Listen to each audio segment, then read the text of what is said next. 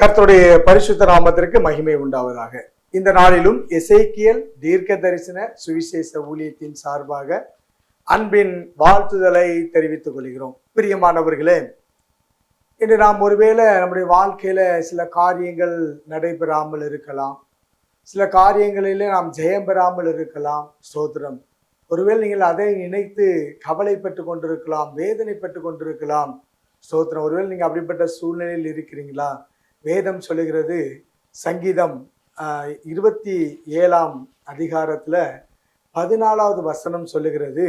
சங்கீதம் 27ஆம் அதிகாரம் 14வது வசனம். கர்த்தருக்கு காத்திரு, கர்த்தருக்கு காத்திரு, அவர் உன் இருதயத்தை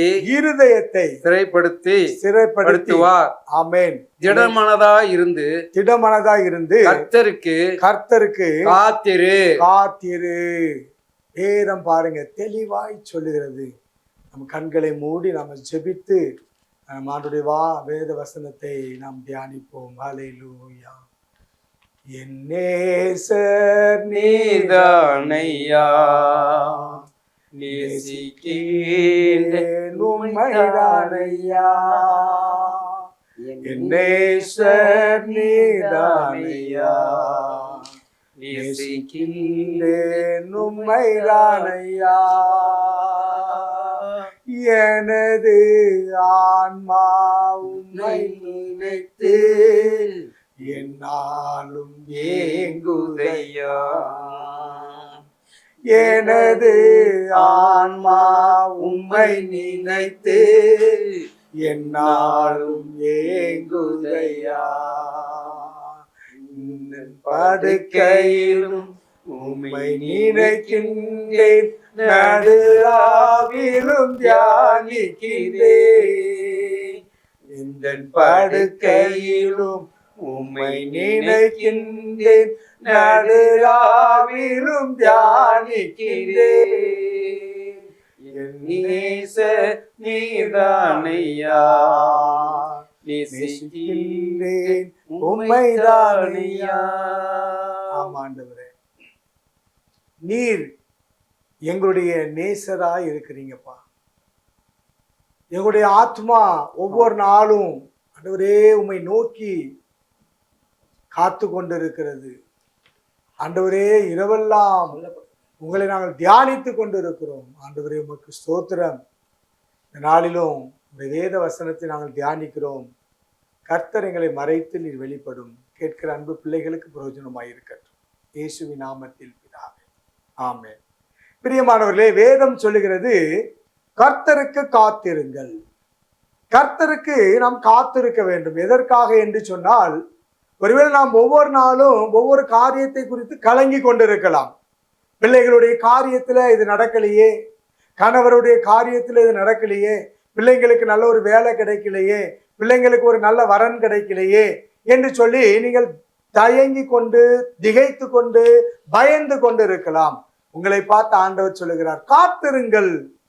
இன்னைக்கு அநேகருடைய வாழ்க்கையில காத்திருப்பு இல்லாத நிமித்தமாய் இன்னைக்கு அநேகருடைய பிள்ளைகளுடைய வாழ்க்கை சீர்கெட்டு போய் இருக்கிறது.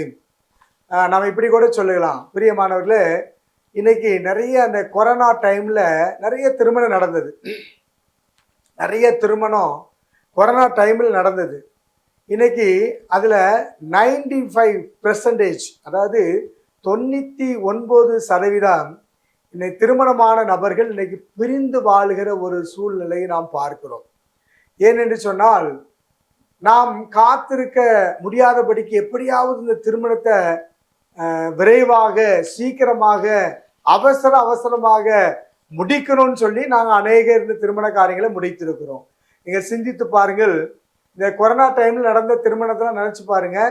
மண்டபம் கிடைக்காது, கிடைச்சாலும் 1 மணி நேரமாக இருக்கணும், அதுவும் குறிப்பிட்ட நபர்கள் தான் இருக்கணும்.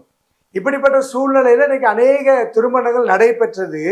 இந்த திருமணம் நடைபெற்ற பிள்ளைகள் எல்லாம் இந்த நாளில் பிரிந்து போய் இருக்கிறார்கள்.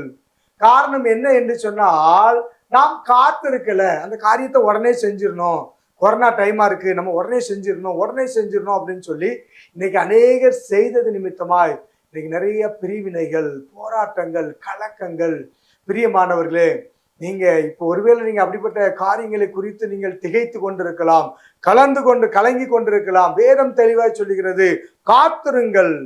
யாருக்காக காத்திருக்கணும்? இன்னைக்கு அநேக காரியங்களுக்காக காத்திருக்கிறோம். ஆனா நாம ஒரே ஒரு ஆளுக்கு மட்டும் காத்திருக்க மாட்டோம். யார் அப்படின்னு சொன்னா, நம்மளை உண்டு பண்ணினவரை, நம்மளை பாதுகாத்தவரை, நம்மளை அழைத்தவரை, நம்மளை கரங்களை பிடிச்சு தூக்கினவரை, ஆபத்து நேரத்துல கண்மணி போல பாதுகாத்தவரை, எத்தனையோ பேர் நம்மளை வெட்கப்படுத்தின இடத்துல கர்த்தர் நம்மளை உயர்த்தினவருக்காக நாம் என்ன செய்ய மாட்டோம் என்று சொன்னால் காத்திருக்க மாட்டோம். கிறிஸ்துவ வாழ்க்கை என்பது காத்திருப்பது ரொம்ப ரொம்ப ரொம்ப ரொம்ப முக்கியமான ஒரு விஷயம். காத்திருந்தா என்ன நடக்கும் நம்முடைய வாழ்க்கையில? ஏசாயா தீர்க்கதரிசன புஸ்தகம் 40ஆம் அதிகாரம் 31வது வசனம் சொல்கிறது, கர்த்தருக்காக காத்திருக்கிறவர்களுக்கு புது பலன். அப்ப முதலாவது நம்ம ஆண்டவருக்காக காத்திருக்க வேண்டும். அப்ப ஆண்டவருக்காக காத்திருக்கும் போது அவர் நமக்கு புதிய பலனை தருகிறார். புது பலன், பழைய பலன் அல்ல. நம்முடைய பலனை புதுப்பிக்கிறவர் அல்ல, புதிய பலனை தருகிறார். பாருங்க, அதுக்கு கீழே உள்ள அந்த வசனத்துல உள்ள கீழே உள்ள காரியங்களை வாசித்து பார்க்கும்போது, புது பலன் அடைவார்கள், கழுகு செட்டைகளை அடித்து எழும்புவதை போல எழும்புவார்கள். பாருங்க, கழுகுக்கு ஒரு குறிப்பிட்ட நாட்கள் இருக்கிறது. அந்த குறிப்பிட்ட நாட்கள் முடிந்த பின்பு அந்த கழுகானது ஒரு மலையின் உச்சியில ஏறி போய் உட்கார்ந்து தன்னுடைய சிறகை எல்லாம் அது பீத்து போட்டு, நகத்தை எல்லாம் பீத்து போட்டு, அழகையெல்லாம் பிச்சு போட்டுட்டு அதுக்கப்புறம் அங்கே காத்திருக்குமா. எதற்காக என்று சொன்னால், புதிய சிறகுகள் வளர்வதற்கு, இறகுகள் வளர்வதற்கு, அலகுகள் வளர்வதற்கு, நகங்கள் வளர்வதற்கு அது காத்திருக்குமா. அப்ப பாருங்க, அது காத்து இருந்து மறுபடியும் எல்லாம் வளர்ந்த பின்பு அது தன் சிறகுகளை அடைத்து அது புறப்படும் போது ஒரு கம்பீரத்தோட வருகிறதே இங்க வேதம் தெளிவாய் சொல்லுகிறது. இன்னைக்கு நாம காத்திருக்க முடியாத ஒரு சூழ்நிலையில அவசரமா எல்லா காரியங்களையும் செய்து இன்னைக்கு நாம் ஸ்தோத்திரம் அதில் தோல்வியை சந்தித்து, அதுல நாம் அநேக வெட்கத்தை சந்தித்து, வேதனைப்படுத்தப்பட்டு, துன்பப்படுத்தப்பட்டு வாழ்ந்து கொண்டிருக்கிறோம். அருமையானவர்களே, அப்ப கர்த்தருக்கு நாம் முதலாவது காத்திருக்க வேண்டும். கர்த்தருக்கு காத்திருக்கிறவர்களுக்கு கர்த்தர் முதலாவது புதிய பலனை கொடுக்கிறார். ஸ்தோத்திரம். நாம் வாசித்த வேத பகுதியில பார்க்கிறோம், கர்த்தருக்கு காத்திருக்கிற இருதயத்தை கர்த்தர் பலப்படுத்துகிறார். நம்ம யாரோ சொல்லுகிற காரியத்தை கேட்டுட்டு நாம் அவசரமா சில காரியங்களை செய்வது நிமித்தமாய் ஆண்டவர் நமக்கு வைத்திருக்கிற பெஸ்டான காரியங்களை, நல்ல காரியங்களை நாம் இழந்து போகிறோம். ஸ்தோத்திரம். நாம் வேதத்துல அநேக காரியங்களை பார்க்கிறோம். பிரியமானவர்களே, சவுல், ஸ்தோத்திரம், அங்கே அவர்களை சூழ்ந்து ஒரு படைகள் வந்துவிட்டது. அவர்களோ 600 பேர் தான் இருக்கிறாங்க. 600 பேர் தான் இருக்கிறாங்க. சவுளுடைய மகனும் அவனோட இருக்கிற அந்த ஆயுதம் தாங்கின மனிதர்களும் சேர்ந்து நாம் அவர்களை வீழ்த்துவோம் அப்படின்னு புறப்படுறாங்க. புறப்படுவதற்கு முன்பாக அங்கு ஒரு அடையாளத்தை ஆண்டவர் இடத்துல கேட்கிறாங்க. என்ன அடையாளம் என்று சொன்னால், நாங்கள் இப்பொழுது அந்த மலையிலிருந்து கீழே நாங்கள் எங்களை அவர்களுக்கு காண்பிப்போம். அவர்கள் எங்களை காண்பித்த உடனே அவர்கள் மலையில் ஏறி வந்தார்கள் என்று சொன்னால் நாங்கள் எங்களிடத்துல திரும்பி போயிடுவோம். அவர்கள் ஒருவேளை நீங்க என்னிடத்துல வாருங்கள் என்று சொல்லி எங்களை அழைத்தார்கள் என்று சொன்னால் நீங்க அவர்களை எங்களுடைய கரங்களிலே ஒப்பு கொடுப்பீர்கள் என்கிற ஒரு அடையாளத்தை கேட்டு சொல்லுகிறார்கள். இன்னைக்கு அநேக திருமண காரியங்கள்ல அடையாளம் இருக்கிறதா? அநேக வேலை ஸ்தலங்கள் எல்லாம் அடையாளம் இருக்கிறதா? இன்னைக்கு நாம சொல்றோம், ஒரு வேலைக்கு போனேன், ஆண்டவர் அதை வாய்க்க செய்யலைன்னு சொல்றோம். ஆண்டவருக்கு பிரியமான வேலையா? இந்த திருமண காரியம் நடைபெற்றது, ஆண்டவர் இதை வாய்க்க செய்யல, இன்னைக்கு பிரிந்திருக்காங்க, ஆண்டவருக்கு பிரியமானதா? ஒரு தொழிலை செய்கிறோம், அந்த தொழில நஷ்டம், அது ஆண்டவர் விருப்பமான காரியமா? இல்ல ஒரு காரியத்தை வாங்கி சோத்திரம், ஒரு கடனை வாங்கி வீட்டை கட்டுகிறோம், அந்த கடன்ல சிக்கி தவித்து கொண்டிருக்கிறோம், இது ஆண்டவருக்கு பிரியமானதா? இது ஆண்டவர்கிட்ட நம்ம அடையாளத்தை கேட்டு செய்திருக்கிறோமா என்று சொல்லி நாம் சற்று சிந்தித்து பார்க்க வேண்டும். அப்ப காத்திருக்கிறதுனால கர்த்தர் புது பலனை கொடுக்கிறார். அங்க காத்திருப்பு இல்லை என்று சொன்னால் நமக்கு இருக்கிற பலனை நாம் என்ன செய்யறோம்? இழந்து போகிறோம். அருமையானவர்களே, அப்ப முதலாவது நாம் கர்த்தருக்கு காத்திருக்கும் போது அவர் நமக்கு புதிய பலனை தருகிற தேவனா இருக்கிறார். ஸ்தோத்திரம். இன்னொரு விஷயத்தை நாம் பார்க்க போகிறோம். கர்த்தருக்கு காத்திருக்கிறவர்கள் எதற்காக நாம் காத்திருக்க வேண்டும்? அதுதான் ரொம்ப முக்கியம். எதற்காக நாம் காத்திருக்க வேண்டும்? இன்னைக்கு அநேகர் எதற்கெல்லாமோ நம்ம காத்திருக்கிறோம். ஸ்தோத்திரம்.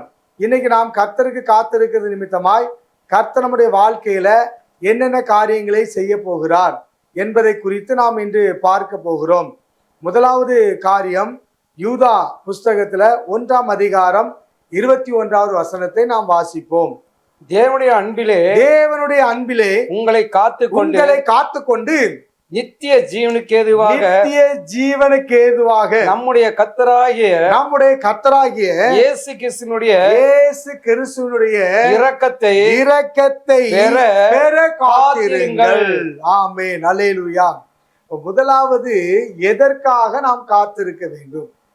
நம்ம இப்படி கூட உலகபூர்வமான காரியத்தை கூட நாம் வைத்துக் கொள்ளலாம்.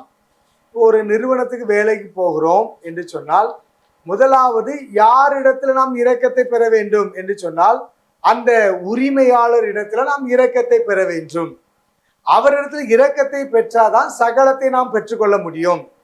ஒருவேளை நம்ம உங்களுக்கு விரோதமாய் அங்கே ஒரு ஆள் எழும்புகிற போது நீங்க அந்த உரிமையாளர் இடத்துல இரக்கத்தை பெறும் பொழுது அவர் உங்களை குறித்து தவறான காரியங்களை சொல்லும் போதோ இல்ல தவறான காரியங்களை குறித்து அவரிடத்துல பேசும்போதோ அவர் உங்கள் மேல் வைத்த இரக்கத்தின் நிமித்தமாய் உங்களுக்கு அவர் சகாயத்தை செய்வார். அப்போ இங்க வேதம் சொல்லுகிறபடி நாம் முதலாவது யாரிடத்துல இரக்கம் பெற வேண்டும் என்று சொன்னால் தேவனிடத்துல இரக்கம் பெற வேண்டும். எதற்காக நாம் இரக்கம் பெற வேண்டும் என்று சொன்னால் நித்திய ஜீவனுக்கு ஏதுவான இரக்கத்தை தருகிற அந்த ஆண்டவரிடத்துல இரக்கத்தை நாம் பெற காத்திருக்க வேண்டும். அப்ப இரக்கத்தை நாம் போன உடனே இயேசு நமக்கு தந்துடுவாரா அப்படின்னு சொன்னா கிடையாது. நம்மளுடைய முயற்சிகளை பார்ப்பார். நாம எப்படி ஆண்டவருக்குள்ளாய் இருக்கிறோம், நம்ம ஆண்டவரிடத்துல எப்படி நம்மளை காத்து கொண்டு இருக்கிறோம், அவருடைய சமூகத்துல எப்படி காத்திருக்கிறோம், அவருடைய சமூகத்துல எப்படி ஜெபிக்கிறோம், எப்படி அவரை ஆராதிக்கிறோம், எப்படி அவருடைய வசனத்தின்படி நடக்கிறோம், எல்லாவற்றையும் கர்த்தர் பார்த்து கொண்டே இருப்பார். அப்ப யாரு இரக்கத்தை பெற முடியும் என்று சொன்னால் அவருடைய அன்பிலே நிலைத்திருக்கிறவர்கள். அவருடைய அன்பிலே நிலைத்திருக்கிறவர்கள் அவரை தேடுவார்கள், துதிப்பார்கள், பாடுவார்கள், அவருடைய வேத வசனத்தின்படி நடப்பார்கள். அப்போ நாம இன்னைக்கு அப்படிப்பட்ட காரியங்களை கை கொள்ளுகிறோமா பிரியமானவர்களே? நாம் அவருடைய வசனத்தின்படி நடக்கிறோமா? அப்போ இன்னைக்கு ஆண்டவருடைய இரக்கத்தை நாம் பெற்றுக்கொண்டோம் என்று சொன்னால் இந்த உலக மனிதருடைய கண்களிலே கர்த்தர் நமக்காய் தயவை உண்டு பண்ணி கொடுப்பார், இரக்கத்தை உண்டு பண்ணி கொடுப்பார். அதனால்தான் சில காரியங்களிலே நாம் தோல்வியை சந்தித்து வருகிறோம். சில காரியங்கள் நாம் ஜெயத்தை பெற முடியாத ஒரு சூழ்நிலையில் சிக்கி தவித்து கொண்டிருக்கிறோம். அருமையானவர்களே, அப்ப முதலாவது நம்ம கர்த்தருக்கு காத்திருக்கிறதுனால கர்த்தர் புது பலனை தருகிறார். இப்ப இந்த புது பலனை நாம் பெற்றுக்கொள்ள வேண்டும் என்று சொன்னால் சோதரம் எதை நாம் பெற்றுக்கொள்ள வேண்டும் தேவனிடத்தில் என்று சொன்னால் அவருடைய இரக்கத்தை நாம் பெற்றுக்கொள்ள வேண்டும். எப்படிப்பட்ட இரக்கம் என்று சொன்னால் அவருடைய அன்பிலே நாம் நிலைத்திருக்கும் போது சோதரம் அவர் நம்ம மேல என்ன பண்றாருங்க, ஒரு இரக்கத்தை தர வல்லமையுள்ள தேவனாய் இருக்கிறார். அப்ப தேவனுடைய இரக்கத்தை நாம் பெற்றுக்கொண்டோம் என்று சொன்னால் நாம் சகலத்தையும் பெற்றுக்கொள்ளலாம். அல்லேலூயா சொல்லுங்க. கர்த்தருக்கு மகிமை உண்டாவதாக. அப்ப முதலாவது இரக்கத்தை பெற நாம் காத்திருக்க வேண்டும். எதற்காக காத்திருக்க வேண்டும்? தேவனுடைய இரக்கத்தை பெறுவதற்கு நாம் காத்திருக்க வேண்டும். வேதத்தில் நம்ம அநேக காரியங்களை பார்க்கிறோம். அநேகருக்கு ஆண்டவராய் இயேசு கிறிஸ்து அற்புதங்களை செய்தார், அதிசயங்களை செய்தார்.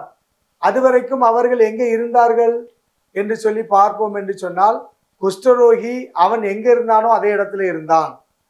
அவன் ஊருக்கு புறம்பான ஒரு பாளையத்திலே தள்ளப்பட்டிருந்தான். நேரம் வந்தது, அங்கே தேவனிடத்தில் இரக்கத்தை பெற்றான், சுகத்தை பெற்றான். ஸ்தோத்திரம். பாருங்க, ஒரு பெரும்பாடுள்ள ஸ்திரீ அநேக மருத்துவரால் வருத்தப்பட்டாள் என்று சொல்லி பார்க்கிறோம். அந்த வருத்தப்பட்ட அந்த ஸ்திரீ நேரம் வந்தது, தேவனிடத்தில் இரக்கத்தை பெற்றாள். அப்போ ஸ்தோத்திரம், அவ காத்திருக்கிறது நிமித்தமாய் அங்கே இரக்கத்தை பெற்று அந்த வியாதியிலிருந்து சுகத்தை பெறுகிறதை நாம் பார்க்கிறோம். அப்போ நாம் அவருடைய இரக்கத்தை பெற்றாதான் நமக்கு விடுதலை, இரக்கத்தை பெற்றாதான் நமக்கு சுகம். அருமையானவர்களே, அப்ப அதை பெறுவதற்கு நாம் காத்திருக்க வேண்டும். எதற்கெல்லாமோ காத்திருக்கிறோம், ஆனா ஆண்டவர் இரக்கத்தை பெறுவதற்கு நாம் காத்திருக்க மாட்டோம். அல்லேலூயா, கர்த்தருக்கு மகிமை உண்டாவதாக. அப்ப முதலாவது நாம் எதற்காக காத்திருக்க வேண்டும் என்று சொன்னால் புதிய பலனை பெறுவதற்கு காத்திருக்க வேண்டும். இரண்டாவது எதற்காக காத்திருக்க வேண்டும் என்று சொன்னால் தேவனுடைய இரக்கத்தை பெறுவதற்கு காத்திருக்க வேண்டும். மூன்றாவது ஒரு காரியத்தை நாம் பார்ப்போம். ஸ்தோத்திரம், கர்த்தருக்கு மகிமை உண்டாவதாக. அப்போஸ்தலர் 1ஆம் அதிகாரம் 5வது வசனத்தை நாம் வாசிப்போம். ஆகையால் நீங்கள் எருசலேமை விட்டு போகாமல் என்னிடத்தில் கேள்விப்பட்ட பிதாவின் வாக்குத்தத்தம் நிறைவேற காத்திருங்கள் என்று கட்டளையிட்டார். மூன்றாவது ஒரு காரியம், அவருடைய வாக்குத்தத்தம் நிறைவேறுவதற்கு நாம் காத்திருக்க வேண்டும். அல்லேலூயா. நாம இந்த வருஷம் சில பேருக்கு இந்த வருஷம் என்ன வாக்குத்தத்தம் கொடுத்தாங்கன்னு சொல்லியே தெரியாது. அன்னைக்கு ஒரு நாள் மட்டும் அந்த வாக்குத்தத்தத்தை நாம் சுதந்திரித்துக் கொள்வோம். அதற்கு பின்பு அந்த வாக்குத்தத்தம் என்ன என்பது நமக்கு அநேகருக்கு தெரியாது. ஆனா நம்முடைய இருதயத்துல ஆண்டவர் கொடுத்த வாக்குத்தத்தம் நிறைவேறல சொல்லிக்கிட்டே இருக்கிறோம். அந்த வாக்குத்தத்தம் நிறைவேறுவதற்கு நாம் காத்திருக்கிறோமா? பாருங்க, நான் அடிக்கடி சொல்வதுண்டு, ஆபிரகாமுக்கு ஆண்டவர் 75 வயதுல அவரை அழைத்து, நான் உன்னை கடற்கரை மணலை போலவும் வானத்தின் நட்சத்திரங்களைப் போலவும் நான் உன்னை பெருக செய்வேன், உன் சந்ததியை பெருக செய்வேன் என்று சொல்லி 75 வயதுல அங்கே ஆண்டவர் ஆபிரகாமுக்கு தரிசனமாகி இந்த வாக்குத்தத்தத்தை கொடுக்கிறார். பாருங்க, இங்கே ஆபிரகாம் 25 வருடங்களாய் காத்திருக்கிறார். அவர் சொன்ன வாக்குத்தத்தம் நிறைவேறுவதற்கு, அவர் சொன்ன வாக்குத்தத்த வசனம் ஆபிரகாமுடைய வாழ்க்கையில நிறைவேறுவதற்கு அவர் 25 இயர்ஸ் காத்திருக்கிறார். அருமையானவர்களே, இன்னைக்கு நம்மளால ஒரு 1 மணி நேரம் காத்திருக்க முடியல, ஒரு 2 மணி நேரம் காத்திருக்க முடியல. ஒரு நாளைக்கு நாம் எவ்வளவு நேரம் ஆண்டவர் சமூகத்துல காத்திருக்கிறோம்? ஒரு நாளைக்கு நாம் எவ்வளவு நேரம் ஆண்டவரை தேடுகிறோம்? ஒரு நாளைக்கு நாம் எவ்வளவு நேரம் ஆண்டவரை துதிக்கிறோம்? தசமபாகம் என்று சொன்னால் நாம் ஆண்டவர் நமக்கு கொடுக்கிற அந்த ஆசீர்வாதத்தை மாத்திரதாம் என்று நினைத்து கொண்டிருக்கிறோம். இல்ல பிரியமானவர்களே, தசமபாகம் நேரத்திலையும் கொடுக்க வேண்டும். ஒரு நாளைக்கு 24 மணி நேரம் என்று சொன்னால் அந்த 24 மணி நேரத்துல நம்ம ஆண்டவருக்கு எத்தனை மணி நேரத்தை கொடுக்கிறோம்? சண்டே, ஞாயிற்றுக்கிழமை பரிசுத்த ஓய்வு ஆராதனை நாள் 2 மணி நேரம் திருச்சபையில் ஆராதனை நடக்கிறது. நாம் எத்தனை மணி நேரம் ஆண்டவருடைய சமூகத்துல காத்திருக்கிறோம்? அப்போ காத்திருப்பு என்பது கடினமான ஒரு விஷயமா இருக்கிறது. காத்திருப்பை நாம் அசட்டை பண்ணுகிறோம். காத்திருப்பை நாம ஏனோ தானோ என்று நினைத்து கொண்டு நாம் ஓடுகிறோம். பிரியமானவர்களே, வேதத்துல நாம் பார்க்கிற காரியங்களை பார்க்கும்போது அநேகர் ஆண்டவருடைய வார்த்தைக்கு கீழ்ப்படிந்தது மாத்திரமல்ல, அது நிறைவேறும் அளவும் அவருடைய வாக்குத்தத்த வசனங்களுக்காக காத்திருந்தார்கள்.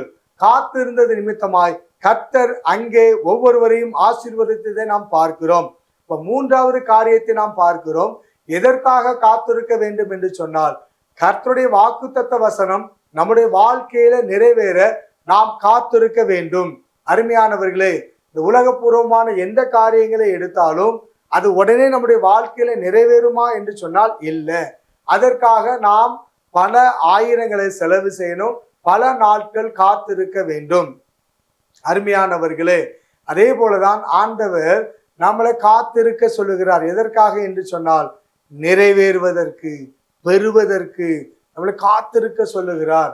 ஆனா காத்திருக்கிறோமா என்று சொல்லி நாம் சற்று சிந்தித்து பார்க்க வேண்டும். அருமையானவர்களே, அப்புறம் வாக்குத்தத்த வசனம் நம்முடைய வாழ்க்கையில நிறைவேற வேண்டும் என்று சொல்லி நாம் ஆசைப்படுகிறோம். அப்போ அதற்காக காத்திருக்கிறோமாம். இப்போ ஒரு வசனம் சொல்லுகிறது, நான் உன்னோடு இருக்கிறேன், நான் உன்னை கைவிடுவதும் இல்லை, உன்னை விட்டு விலகுவதும் இல்லை என்று சொல்லி ஆண்டவர் யோசுவாவுக்கு ஒரு வாக்குத்தத்த வசனத்தை கொடுக்கிறார். வாக்குத்தத்த வசனங்களை கொடுத்த ஆண்டவர் யோசுவாவுக்கு அங்க ஒரு ஸ்தோத்திரம், ஒரு ஒரு ஒரு பிளாக் மார்க்கை வைக்கிறாரு. என்ன அப்படின்னு சொன்னா, நீ என்னுடைய கட்டளைகளை, என்னுடைய நியாய பிரமாணங்களை நீ காத்து கொள்ள வேண்டும், அதன்படி நடக்க வேண்டும். நீ நடக்கும்போதுதான் நான் உன்னோட இருந்து உன்னை விட்டு விலகாமல் உன்னை நான் ஆசீர்வதிப்பேன், உன்னை நான் உயர்த்துவேன் அப்படின்னு சொல்றத நாம் பார்க்கிறோம். அந்த யோசுவா கூட இருந்து கர்த்தர் பெரிய பெரிய அற்புதங்களை செய்தார். காரணம் என்ன அப்படின்னு சொன்னா, ஆண்டவர் சொன்ன கட்டளைகளை அவன் கை கொண்டான், அதன்படி அவன் நடந்தான், அவன் காத்திருந்தான், ஆண்டவருடைய வார்த்தைக்காக காத்திருந்தான். ஆண்டவர் என்ன சொல்லுகிறார், இதை குறித்து என்ன சொல்லுகிறார், இந்த பட்டணத்தை நம்முடைய கரங்களில் ஒப்பு கொடுக்கிறாரா, என்ன அடையாளங்கள் நமக்கு தருகிறார் என்று சொல்லி அதற்காக அவன் காத்திருந்தான். அவன் காத்திருந்தது நிமித்தம்தான் அநேக அற்புதங்களை கர்த்தர் யோசுவாவை கொண்டு செய்தார். பாருங்க, அந்த எரிகோ மதில்கள் இடிந்து விழுந்தது. நம்ம இடத்துல பார்க்கிறோம், எரிகோ மதில்கள் இடிந்து விழுந்தது. எப்படி எப்படி இது எல்லாரால முடியுமா? முடியாது. ஆனா அங்க யோசுவா ஆண்டவருடைய வார்த்தையை கேட்டு அதன்படி அவன் நடந்தான். அது நிமித்தம்தான் சோத்திரம் அங்க முன்னாடி சொன்ன வாக்கு தத்தம் நிறைவேறினது. அந்த வாக்கு தத்தம் நிறைவேறுவதற்கு யோசுவா அங்கே காத்திருக்கிறதை நாம் பார்க்கிறோம். அப்ப அருமையானவர்களே, நமக்கு ஆண்டவர் நம்முடைய வாழ்க்கையில கொடுத்த வாக்கு தத்தங்கள் நிறைவேற வேண்டும் என்று சொன்னால் நாம் ஆண்டவருடைய அந்த வாக்கு தத்தம் நிறைவேறுவதும் காத்திருக்க வேண்டும். அப்ப காத்திருக்கும் போதுதான் நம்முடைய வாழ்க்கையில ஆண்டவர் நமக்கு கொடுத்திருக்கிறதான வாக்கு தத்தங்கள் நிறைவேறும். இங்கே நாம் பார்க்கிறோம், தாவீது ஸ்தோத்திரம் ஆண்டவருக்காக ஆலயத்தை கட்ட முற்பட்ட போது ஆண்டவர் சொல்லுகிறார், உன்னுடைய கரங்கள் அநேகருடைய இரத்தத்தை இந்த பூமியிலே சிந்தினதினாலே நீ நல்ல, உன்னுடைய மகன் எனக்காக ஆலயத்தை கட்டுவான். பாருங்க, வாக்கு தத்தம் கொடுத்தாரு, அந்த வாக்கு தத்தம் நிறைவேறினது. ஸ்தோத்திரம். அந்த வாக்கு தத்தம் நிறைவேறும் அளவும் அங்கு தாவீது காத்திருந்தான், அங்கே ஸ்தோத்திரம் சாலமோனும் காத்திருந்தான். நிறைவேறினது எப்படி? ஆலயம் கட்டுவதற்கு ஆண்டவர் ஆட்களை ஏற்படுத்தி கொடுத்தார். பொன்னும் வெள்ளியும் மரங்களும் எல்லாவற்றையும் ஆண்டவர் ஏற்படுத்தி கொடுத்தார். இன்னைக்கு நம்ம ஒரு வீடு கட்டுகிறோம், அந்த வீடு கட்டினது நிமித்தமா எனக்கு நிறைய கடன், நான் நிறைய கடன் வாங்கி இந்த வீட்டை நான் கட்டிட்டேன். சரி, ஒரு இடத்த வாங்குறோம், அந்த இடத்த வாங்குறோம் இல்லை வீட்டை வாங்குறோம், இந்த வீட்டை நான் கடன் வாங்கிட்டேன், இதனால என்னால் கடன் அடைக்க முடியல. பிரியமானவர்களே, கர்த்தருக்கு சித்தமானால் இந்த வீட்டையோ இல்லை இந்த இடத்தையோ வாங்குவதற்கு சித்தமா இருந்தால் அதற்குண்டான தேவைகளை கர்த்தர் சந்திப்பார், அதற்குண்டான தயவுகளை கர்த்தர் ஏற்படுத்தி கொடுப்பார். ஆனா நாம் அதற்காக என்ன செய்ய மாட்டோம்? தேவனுடைய சித்தத்திற்காக, திட்டத்திற்காக நம்மளை நாம் ஒப்பு கொடுக்க மாட்டோம், அவருக்காக காத்திருக்க மாட்டோம். ஒரு இடத்த போய் பார்க்கிறோம், மாம்சத்துல பிடிச்ச உடனே அதுக்கு உடனே அட்வான்ஸ் கொடுக்குறோம், அதை வாங்குறதுக்கு பணம் இல்லைன்னு லோன் போடுறோம், பின்னாடி அதை கட்ட முடியாமல் அதுல சிக்கி கொண்டு தவித்து கொண்டு இருக்கிறோம். ஆண்டவருக்கு அது பிரியமா? ஆண்டவர் அதை வாங்க சொல்லியிருக்கிறாரா? வாங்க சொன்ன தேவன் அதற்குண்டான தேவைகள் எல்லாம் சந்திப்பார். அல்லேலூயா, கர்த்தருக்கு மகிமை உண்டாவதாக. அப்போ வாக்கு தத்தங்கள் நம்முடைய வாழ்க்கையில நிறைவேறணும்னு சொன்னா, வாக்கு தத்தங்கள் நம்முடைய வாழ்க்கையில சோத்திரம் நிறைவேற வேண்டும், அந்த வாக்கு தத்தங்களை நாம் சுதந்திரித்து கொள்ள வேண்டும் என்று சொன்னால் அதை பெறுவதற்கு நாம் காத்து கொள்ள வேண்டும். அதனால்தான் அந்த வேத வசனம் தெளிவாய் சொல்கிறது, வாக்கு தத்தம் நிறைவேற காத்திருக்கணும். அவர் சொல்றாரு, வேதவசனம் சொல்லுகிறது, நீ கட்டாத வீட்டுல குடியிருப்பாய். இப்போ உங்களுக்கு ஒரு ஆண்டவர் வாக்கு தத்தத்தை கொடுத்துறாரு, நீ கட்டாத வீட்டுல குடியிருப்பாய், நாட்டார கனிகளை புசிப்பாய். கட்டாத வீட்டுல குடியிருப்பாய்னு ஆண்டவர் சொல்லிட்டாரு. அப்புறம் நீங்க ஏன் கட்டாத வீட்டுக்கு ஏன் போய் பிரயாசப்படுறீங்க? ஏன் கட்டாத வீட்டை போய் ஏன் வாங்குறீங்க? கட்டாத இடத்தை, வீடே இல்லாத நிலங்களை ஏன் வாங்குறீங்க? அப்ப கட்டாத வீட்டுல, நீ கட்டாத வீட்டுல குடியிருப்பான்னு சொன்னா உங்களுக்காக அங்க உருவாக்கி வைக்கப்பட்டுள்ளது, உங்களுக்காக கட்டி வைக்கப்பட்டுள்ளது. அப்ப அந்த வீட்டை நீங்க சுதந்திரிக்க வேண்டும் என்று சொன்னால் இந்த வாக்குத்தத்தம் நிறைவேற நீங்க காத்திருக்க வேண்டும். இந்த வாக்குத்தத்தம் நிறைவேற நீங்க காத்திருக்கும் போது அதற்குண்டான தேவைகள் எல்லாம் கர்த்தர் சந்தித்து அதை வாங்குவதற்கு உதவி செய்வார். ஏன் கடன் பெற வேண்டும்? ஆண்டவர் கடன் வாங்க சொன்னாரா? கடன்ல சிக்கிக்கொள்ள சொன்னாரா? ஏன் வேதனைப்பட வேண்டும்? ஏன் துக்கப்பட வேண்டும்? ஏன் கவலைப்பட வேண்டும்? ஆண்டவர் சொல்லியிருக்காரா? இல்லவே இல்லை. நாம நம்மளுடைய மாம்ச சிந்தையினால நமக்கு கொடுத்த வாக்குத்தத்தம் நிறைவேற காத்திருக்காம போனதுனால சோத்திரம் நாம் என்ன செய்யறோங்க? சோத்திரம் சிக்கி கொண்டிருக்கிறோம். அப்போ கர்த்தருக்கு காத்திருக்கும் போது அவர் புது பலனை தருகிறார். பலவீனத்துல இருக்கீங்களா? காத்திருங்க, ஆண்டவருக்காக காத்திருங்க. ஏன் பல ஆயிரங்களை கொண்டு மருத்துவமனையில செலவு செய்ய வேண்டும்? ஆண்டவருக்காக காத்திருங்க, அவர் உங்களுக்கு புது பலனை தருவார். அல்லேலூயா. அப்போ நம்ம கர்த்தருக்கு காத்திருக்கும் போது முதலாவது அவர் புது பலனை தருகிறார். இரண்டாவது அவருக்காக காத்திருக்கும் போது இரக்கத்தை தருகிறார். அல்லேலூயா. மூன்றாவது அவருக்காக காத்திருக்கும் போது சோத்திரம் அங்கே வாக்கு தத்தங்கள் நிறைவேறுகிறது. அப்போ கர்த்தருக்காக காத்திருக்கும் போது 3 காரியங்கள் நம்முடைய வாழ்க்கையில் நடக்குது. முதலாவது கர்த்தருக்காக காத்திருக்கும் போது புது பலனை தருகிறார். இரண்டாவது கர்த்தருக்காக காத்திருக்கும் போது இரக்கத்தை தருகிறார். மூன்றாவது கர்த்தருக்காக காத்திருக்கும் போது அவர் நமக்கு கொடுத்த வாக்கு தத்தங்களை நிறைவேற்றுகிறார். பிரியமானவர்களே, நீங்க கர்த்தருக்கு காத்திருப்போமா? அவர் நமக்கு வைத்த புது பலனை பெற்றுக்கொள்வோமா? கர்த்தருக்கு காத்திருப்போமா? அவர் இரக்கத்தை பெற்றுக்கொள்வோமா? கர்த்தருக்கு காத்திருப்போமா? அவர் நமக்கு கொடுத்த வாக்கு தத்தங்களை சுதந்திரித்துக் கொள்வோமா? ஆயத்தமா இருக்கீங்களா? கர்த்தருக்கு காத்திருப்பீங்களா? காத்திருந்து பாருங்கள். கர்த்தர் நிச்சயமாய் உங்க வாழ்க்கையில இருக்கிற எல்லா இன்னல்கள், எல்லா பலவீனங்கள், எல்லா போராட்டங்கள் எல்லாவற்றையும் கர்த்தர் மாற்றி உங்களுக்கு என்ன வாக்கு தத்தத்தை கொடுத்திருக்கிறாரோ அதை கர்த்தர் நிறைவேற்றுவார். பிரியமானவர்களே, அப்ப அதை நிறைவேறணும்னு சொன்னா நம்ம ஆண்டவருடைய சித்தத்திற்கு நம்மளை ஒப்பு கொடுக்க வேண்டும். நம்ம ஜெபிப்போமா? கண்களை மூடி. ஆண்டவரே உமக்கு ஸ்தோத்திரம். எல்லாமே நீ தந்தது,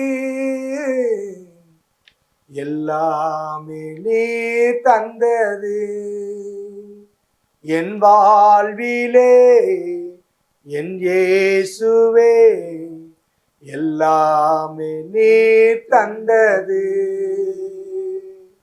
என் வாழ்விலே என் இயேசுவே எல்லாமே நீ தந்தது, எல்லாமே நீ தந்தது, எல்லாமே நீ தந்தது. ஆமாண்டவரே, பூமியில் எல்லாமே நீங்க தந்தது ஆண்டவரே. ஆனா எல்லாவற்றையும் நாங்கள் சுதந்திரித்து கொள்ள பெற்றுக்கொள்ள காத்திருக்க வேண்டும் என்று சொல்லி இந்த நாளிலே எங்களோடு பேசின இந்த வார்த்தைக்காக ஸ்தோத்திரம். ஒருவேளை இந்த வார்த்தையை கேட்டுக்கொண்டிருக்கிற அருமையான பிள்ளைகள் ஒருவேளை காத்திருக்காதபடி அநேக காரியங்களை செய்து அதே நிமித்தமாய் உபத்திரங்களை, பாடுகளை, வேதனையை, துக்கத்தை, இன்னல்களை அனுபவித்துக் கொண்டிருப்பார்கள் என்று சொன்னால் ஆண்டவரை உமக்காக காத்திருந்து புது பலனை பெற்றுக்கொள்ள, உமக்காக காத்திருந்து இரக்கத்தை பெற்றுக்கொள்ள, உமக்காக காத்திருந்து ஆண்டவரே வாக்கு தத்தங்களை பெற்றுக்கொள்ள கர்த்தர் நீங்க இந்த பிள்ளைகளுக்கு உதவி செய்யுங்க. இன்னைக்கு ஆண்டவரே ஒருவேளை இவர்கள் காத்திருக்காதபடி செய்த எல்லாவற்றையும் கர்த்தர் மன்னியும். உமக்காக காத்திருக்காமல் செய்த வேலையா இருக்கட்டும், தொழிலா இருக்கட்டும், திருமண காரியங்களா இருக்கட்டும், குடும்ப காரியங்களா இருக்கட்டும், எல்லாவற்றிலும் ஒருவேளை இந்த பிள்ளைகள் இன்னல்களை அனுபவித்து கொண்டு இருப்பார்கள் என்று சொன்னால் தயவாய் மன்னித்து ஒவ்வொருவரையும் கர்த்தர் ஆசீர்வதித்து வழி நடத்த வேண்டுமாய் செபிக்கிறோம். உங்க நாம மகிமைப்பட்டும் எல்லா துதிகன மகிமை எல்லாம் உடைய பாதத்துல செலுத்தி எங்களை வெறுமையாக்குகிறோம். மீட்பரும் இரட்சகருமா இருக்கிற எங்கள் ஆண்டவராகிய இயேசு கிறிஸ்துவின் நாமத்தில் செபிக்கிறோம் நல்ல பிதாவே. ஆமேன், ஆமேன், ஆமேன். God bless you. கர்த்தர் உங்களை ஆசீர்வதிப்பாராக. ஆமேன்.